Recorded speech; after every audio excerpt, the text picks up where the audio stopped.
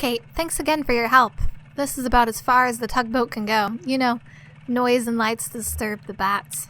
I usually send Will, but I thought you'd like the chance to meet Dashiell. He's the guy who worked at the TV station, WEVP. So you'll pass through the Bat Sanctuary, which is really nice, by the way. Be sure to check out all the plaques and stuff for, cool bat facts. Plenty of time. We don't have plenty of time. We gotta deliver that package before dawn.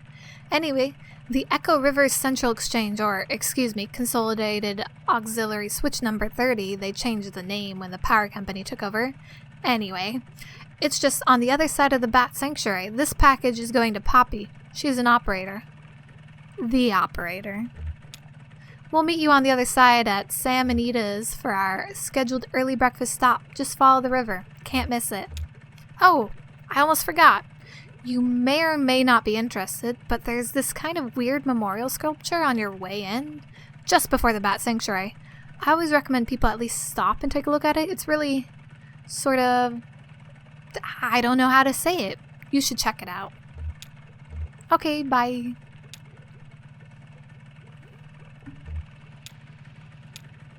No. Another one of these things. Can we control our... We could kind of control some of the... where we're pointing our lights at. That's cool. Or we could turn all the lights out.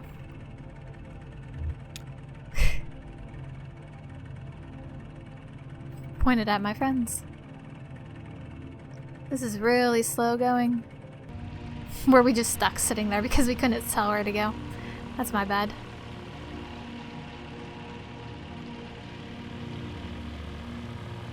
Oh, I was able to control it this whole time. My second bad. Sign, we claim these helmets in the names of the folks who wore them, and we place them here in their memory, but also as a spit in the greedy green eye of that power company who brought up our old mine and traded our brothers and sisters' safety for a little more yield, but only yielded 28 good men and women dead when the walls collapsed and the tunnels filled with water.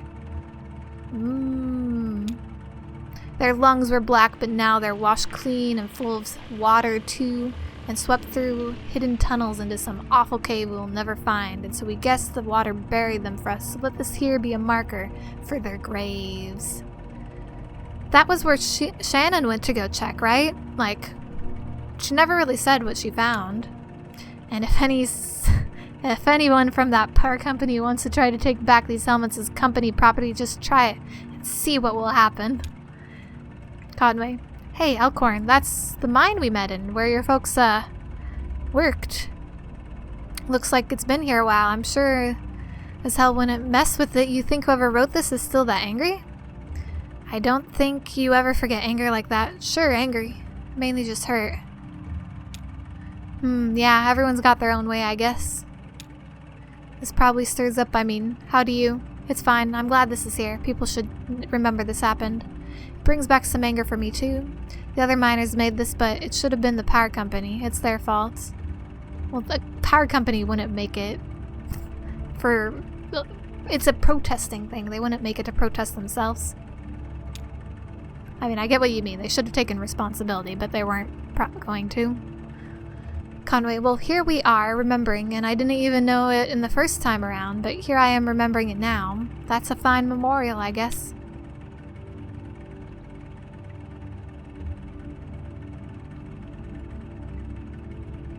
So now I can't go forward. Or I'm just hitting the wrong buttons.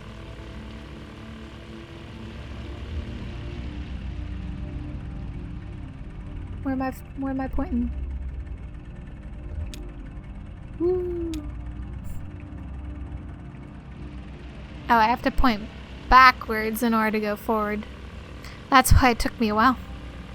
It's kind of actually creepy seeing those little spots bobbing.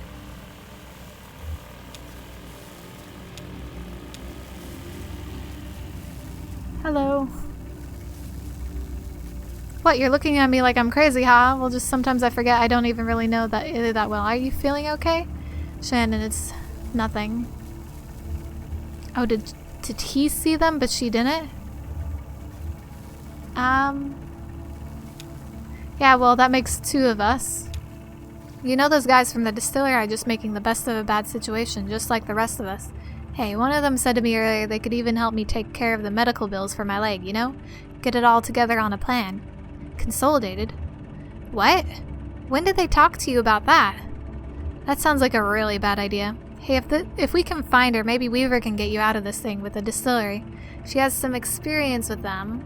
As much as I want to call him out on the fact that they never said that to him, I also want to bring Weaver, because that's been in my idea, like, this whole time. Like, maybe Weaver can help. Oh, sure.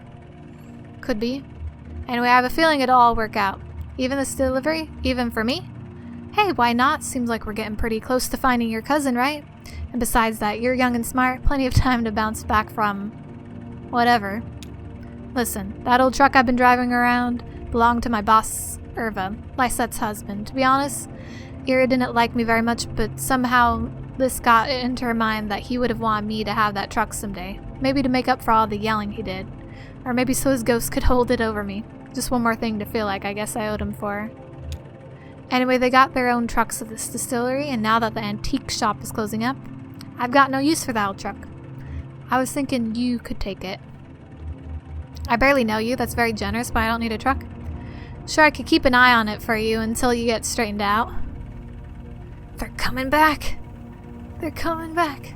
No, it's just a singular dude. I see you. Sure, okay, sounds good.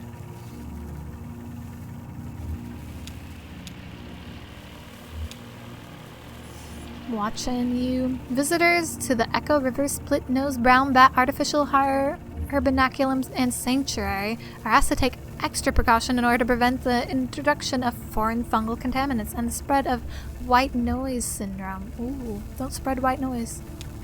Please do not visit the sanctuary during the same day in which you visited any cave known or suspected to host bats infected with white noise syndrome. Please do not leave your vehicle. If you must leave your vehicle, please remove shoes, clothes, jewelry, headwear, and eyeglasses to ensure you do not bring any foreign spores ashore with you. Please do not touch any bats or structures. The split-nosed brown bat is confused by light. If you are using a lantern or any other artificial light sources, be aware that it may attract and confuse bats. If you are approached by bats, do not panic. Relax. Stop your vehicle and switch off your lights. Never touch a bat. So that's why it lets us control the...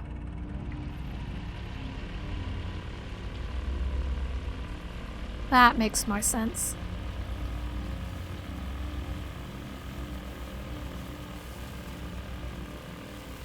Kind of hard to steer. I'm hearing kind of a hum. Oh wait, Blue is here with us. I didn't realize Blue was here.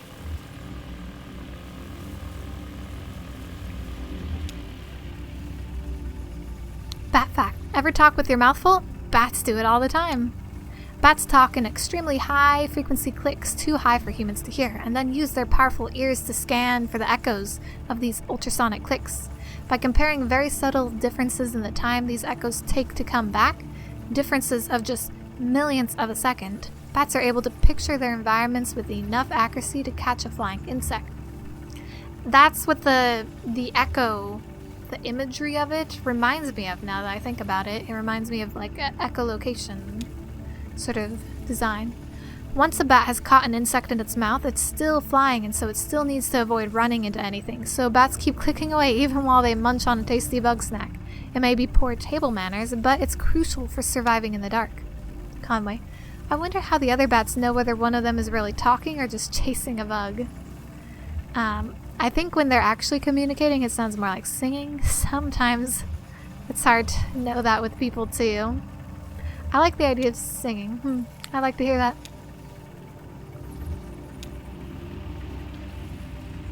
I don't know if them just being in the area means I should mute my light.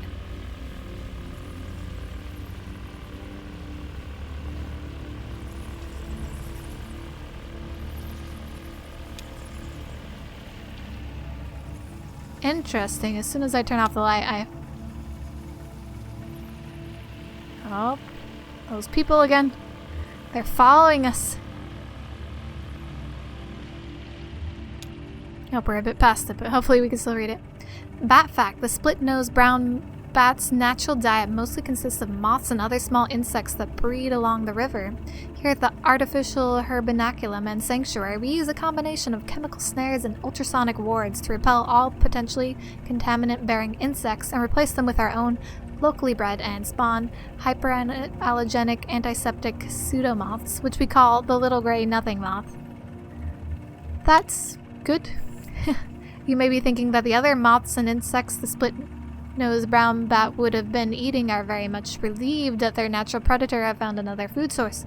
Not so. We've installed netting and highly effective moth traps along the river where the split-nosed brown bat normally hunts to balance their escape from the food chain. That's pretty wise. But eating moths isn't the only systemic contribution these bats make. They also produce a potent fertilizer in the form of guano that helps plant life thrive along the Echo River, the shore of the Lake Lethe. In order to minimize the sanctuary's impact on subterranean agriculture, we collect the precious guano here at the herbaculum and manually distribute throughout the caves. It's a full-time job. Conway, sounds like a lot of work. They eat fake moths. I wonder how the bats would feel about their guano being taken like that. It's all fake, except for the bats. Yeah, hypoallergenic antiseptic pseudomoths, the little gray nothing moth. Well, a lot of people eat fake food, right? Food taken apart and then put back together so it looks and tastes like something they remember eating before, even if they never really did. Shan, right, it is reassuring to know someone's taking care of everything for these little bats. It kind of bothers me, like they're tricking the bats. Yeah, in this case, I think it's about survival. I mean, if that's the bottom line, what's the difference? Like the folks in the mine, you said they used to buy stuff, fans, canaries, all those little trinkets to make it bearable. There's still a lot of stuff down there. It feels cluttered but human.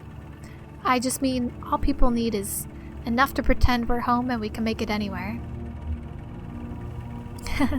Sure, people can, but what about bats? You get kind of philosophical when you're drinking. Did anyone ever tell you that? Yeah, I guess I do.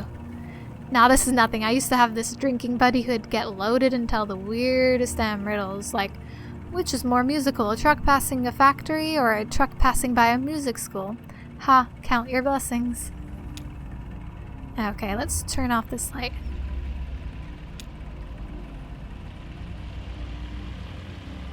I see that umbrella. I want that umbrella.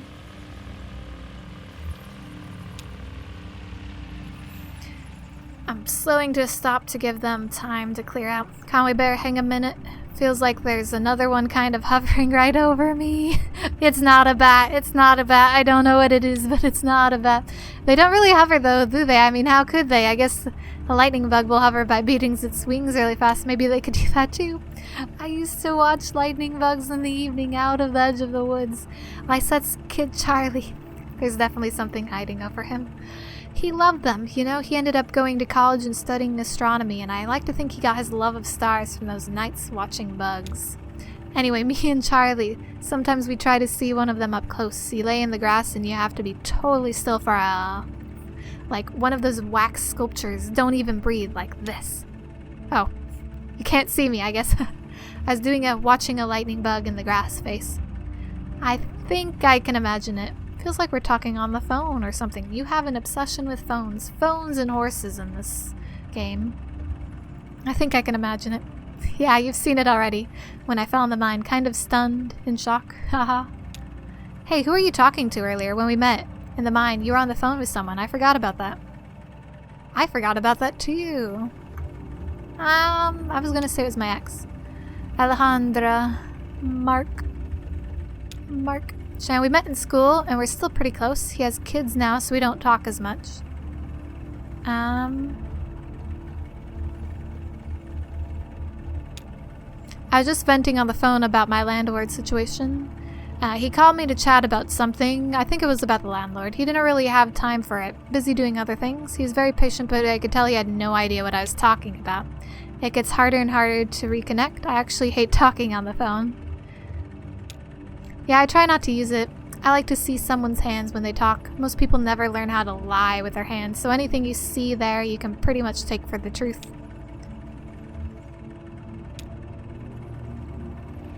Okay, I don't see anything above us, but I felt it. And these guys are following us. They're definitely watching us. Always watching. Always. Mike Wazowski. We're just spinning back and forth. Oop. Let's read this before we turn out the lights. Sign: white nose syndrome. They just stopped and they're watching it. Oh, and now they're backing up. White nose syndrome. I thought it was, has it said white nose syndrome versus white noise this whole time? White nose syndrome is still largely a mystery. We suspect that the white fungal growth which appears on bats' faces and wings irritates and confuses them, causing them to waken early from hibernation and venture outside, depleting stored energy that they need to survive through winter. They're definitely just hanging there. But biologists are nowhere near curing the disease. It spreads quickly and is highly fatal. In this way, white nose syndrome has drawn some comparisons to colony collapse disorder as suffered by bees. I can still kind of move the light around. White nose syndrome and colony collapse disorder are sudden, violent, and mysterious. Will honeybees and the split-nosed brown bat be two more lost species, wiped out in a geological blink and forgotten to natural history? It's possible that a cure won't be identified in time, so the sanctity of this artificial herbaculum is our best hope of preserving them. As you leave the Echo River split-nosed brown bat herbaculum and sanctuary, please make sure your vehicle and clothing are free of hitchhikers.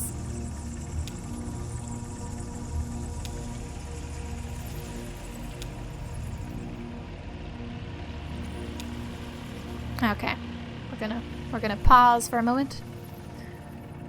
Conway, Lisette's sick. I mean, she's old, we're both old. Hell, you're about the youngest person I know right now. Oh, and the kid. Maybe Blue by a people calendar. In dog years, though, I bet she has us all beat. I'm old too, sure, and I forget stuff all the time, especially if I've had a few and my brain is swimming, but I mean, Liz, it's all going away. She's losing words you never think you'd lose, not just like streets she grew up on, but the names of colors and types of furniture, or I mean, even the word furniture. She'd say, we still got a few nice pieces of, what's that? I call the shed where I put the bigger pieces, the beds and the couches, and I'd say, aw, Liz, why do you keep teasing me about that time I fell asleep in the furniture shed when it's so damn comfortable in there? I tried to help her keep some dignity, you know. He's a good man. Like, he's got his flaws, but he's a good guy. That's all I had to offer at the end. She has a sister in Nashville who'll take good care of her. And now that I'm not around the shop all the time, what was that old guy's name? Used to make deliveries for the shop. He smells like leather. You're was always yelling at him, too drunk to work on the one day he could have been in the right place at the right time. She means, oh, like she is referring to him that way. She means a lot to you. Are you worried about losing her? You feel pretty bad about that accident. Do you think she blames you? You know, it's inevitable. At this age, people are going all the time. Friends, family, everyone. It's natural. I don't wish she'd live forever. Just that she keeps some dignity as she goes. I think that's the best we can wish for anyone we care about. Okay, I think the bats are clearing out. They're still there. Although I guess they had to wait for... Maybe I'm just jumping to conclusions. Maybe they're waiting because they knew we had to wait for the bats as well.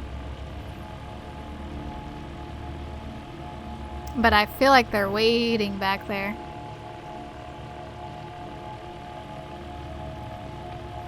Now everything's opposite on the steering. Ooh. Now this is interesting. We're going through a cave hole. Hopefully none of the bats follow us. It's clearing up a bit. It almost looks like stars. Oh wait, there's somebody over there. Wait, I went to the wrong side. I want to be on that side. Ah, who are you? Who are you? Ooh, ooh, ooh, ooh. Conway, careful up there. Can't drive your new truck if you slip and break your legs. Shan, I'll be careful. You too. Try not to make any more bad deals while I'm gone. Shan, just don't fall asleep. Ha ha, I'll just be floating along down here. I just mean keep your eyes open and don't look back.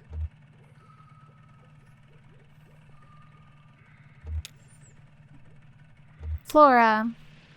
Hey you. Oh hi, I remember you. Flora from the museum? What are you doing here? The house museum.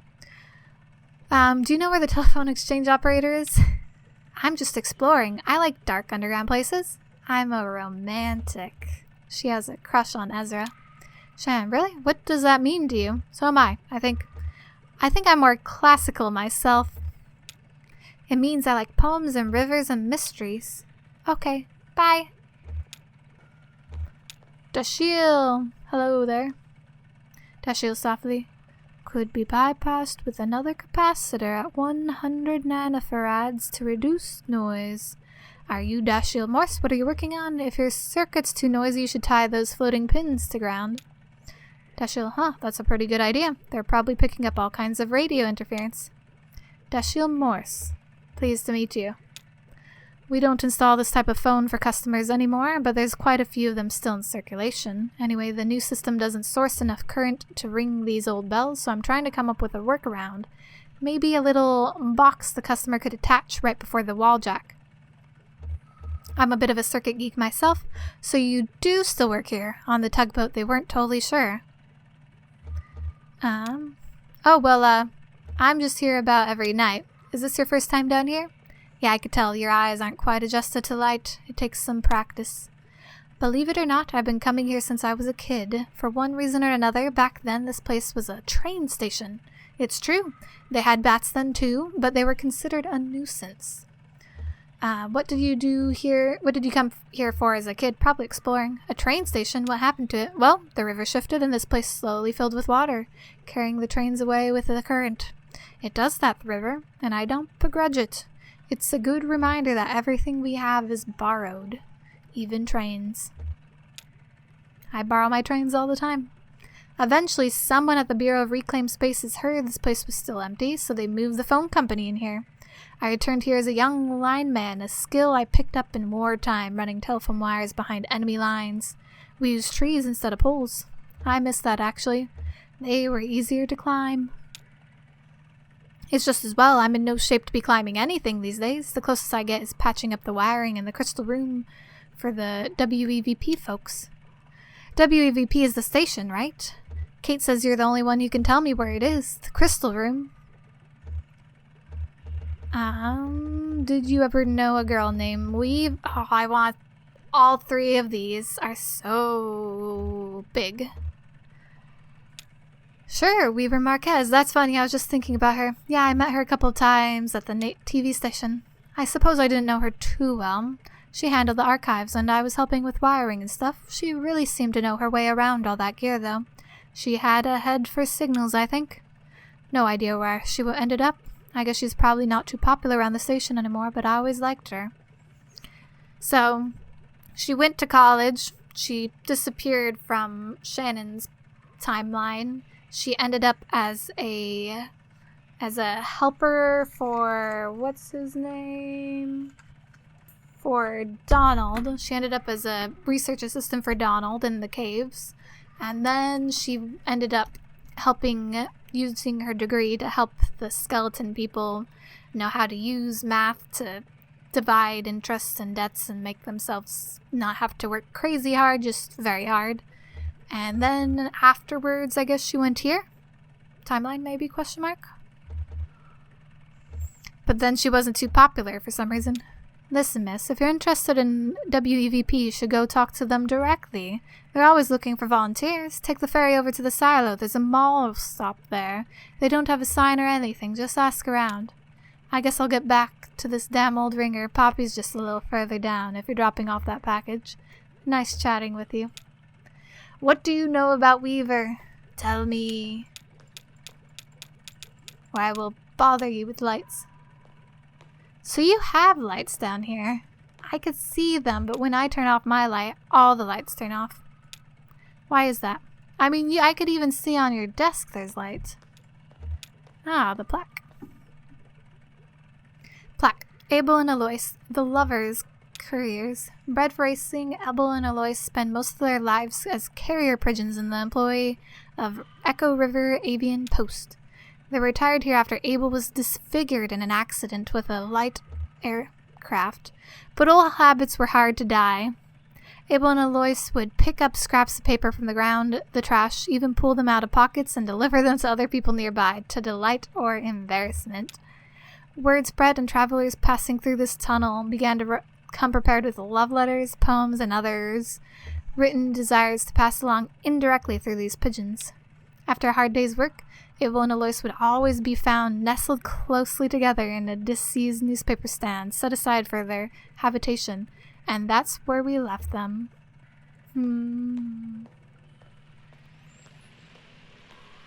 Oh, here's Poppy. Poppy, Poppy. Hello, Poppy. Poppy, just set it right over there by the lamp, sweetie. Thanks. Actually, just a minute. Who does that parcel claim to be from? That's weird. There's no label on it. Well, if we're lucky, it's chocolates from a secret admirer and not a snake from an assassin. True, true, true. So who are you? Do you work for the post office? Or the tugboat? I only ask because I haven't seen you before. Was that you I heard chatting down the hall? Yeah, I just met Dashiell. I'm doing Kate a favor dropping off this package. He's been working on that obsolete ringer, hasn't he? Poor Dashiell. You know, he's not really... He was let go a while back. A long while, actually. When they started restructuring, he was one of the first to go, but he talked them into letting him come every day and fiddle with some interminable project. He says it's to keep a long gap from growing in his resume, but I think he just has nothing better to do. One of those old men who needs to work, you know? Doesn't know how to be any other way. Well, there are no real jobs here, but there are fake jobs, I guess. Was your job fake as well? It wasn't always like this. When I came to work at the Echo River Central Exchange, there were 12 of us. Loretta, there's Loretta. Edna, Meg, Cara, Marie, Louise, Liz, Hester, Angie, Wilma, Connie. I was number 12. Connie and I were hired on the same day, but she showed up early. Marie finished college, and Hester was fired for snapping at a rude caller. But he had it coming, and I hear she did just fine on her own. So they hired Beryl, Jana, and Sachiko, which brought us up to 13, and that was as many operators as we ever had here at one time. The power company came along buying up all the lines, and one day they took the exchange as a throw-in like it was nothing. Nothing. They started phasing us out. Edna, Meg, Kara, and Louise left one Friday evening, and they were asked not to come back on Monday morning. Beryl saw the writing on the wall and quickly found employment at a private PBX. They had Jana and Liz stop routing calls and write up some kind of best practices document instead. It was their final task as exchange employees. Some of the girls were reassigned to other divisions. Connie, I think, was checking residential meters. Sachio and Wilma were moved into energy sales, cold calling businesses to see if they needed upgrades to their electricity plans. At least they were still on the phone. Then it was just Loretta, Angie, and me. We were swamped. The hours were hell and hard on the throat. The voice with a smile became a croak. I was gargling warm salt water in the break room, sipping from a thermos full of hot honey broth stashed under my chair. Oh, I brought a lot of extended technique to the switchboard in those days. But now nobody calls? Poppy sounded pretty good to me. Shan, yeah, I'm impressed. Oh, that was not the phone ringing, it was, he's got the voltage too high, he'll burn out the relay. Poppy doesn't acknowledge. So where was I? Honey broth and warm extended switchboard technique. It was just Loretta, Angie, and you. It was all about timing your breath. Some girls got lightheaded doing too many calls in a row. With that upbeat, dynamic inflection they made us used to keep everything intelligible. It was very physical. So after a few months, it was just me. A new automation strategy was announced, and this place was rechristened Consolidated Auxiliary Switch number 30. Are you lonely? If it's automated, what do you do here? It's not fully automated. There's still gaps in functionality that need a human touch. And it's really all about touch here. Sound is a vibration and a touch you feel in your ear, so my voice is my touch. When we're talking, we're touching, even on the phone. That's an electric touch, an intimate little shock that makes your tiny hairs tremble. Ooh. But that's not even what I mean when I say it's all about touch here. When the power company first tried automating this old exchange with fancy new transistor arrays, the switchboard caught fire. It was just too much too fast. So they tried using some clunky old mechanical relays, but then the calls were getting mismatched and out of sync. It was a nightmare. Their technicians determined that the phone system down here had been designed ad hoc over decades around the specific tempo of its human operators. So, short of replacing the whole thing, not to mention all of the wiring, they'd have to work out the exact timing of every little human gesture that goes into routing a phone call. And that, officially, is my role here. I run the switchboard for the whole exchange. Once you have the work of 12, I'd like to remind you, they have some kind of machine somewhere that tracks how long it takes me to do each little thing. The caller never hears my voice now. They dial, my little indicator light switches on, and I make the connection. Do you miss talking to callers? Interesting. What's the machine like? There's something that bothers me about the process, besides the fact that I'm training my replacement who isn't even human. Here's what I mean. How long do you think it should take to time my every move and recreate the timing in an automated switchboard? Rough estimates. A couple days, about maybe a week, at least a month. Depends on how good the technology is. I'll give it a month, because I feel like she's saying it's going to be more than a month. That's what I said, but this has been going on for over a year. And a very dark thought has started to nag at me. What if there is no cheap machine that's going to replace me? What if it's cheaper just to keep me here, filling in for the rhythm of the operators? What if I'm just the cheap machine? Why don't you just quit? You're not a machine. Nice of you to notice, haha. Although we have machine friends, so no hating on machines. I'm Mourn, the Echo River Central Exchange, and I'll carry a torch for the voice with a smile. But at least I'm keeping some part of it human, right? Even if it's not the best part. Oh, the parcel. Right over there by the lamp is fine. Thanks for dropping that off.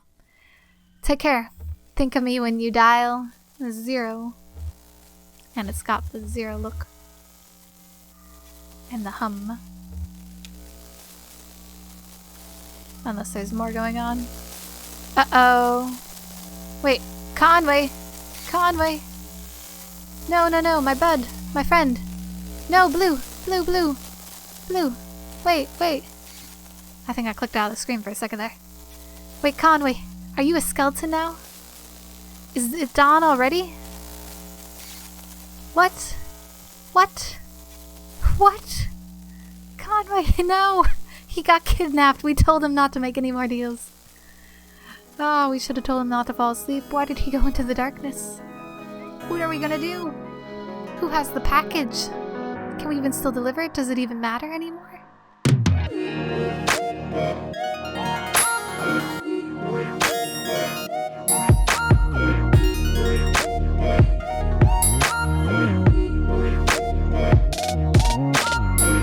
And it's not even the end of I expected that to be the end.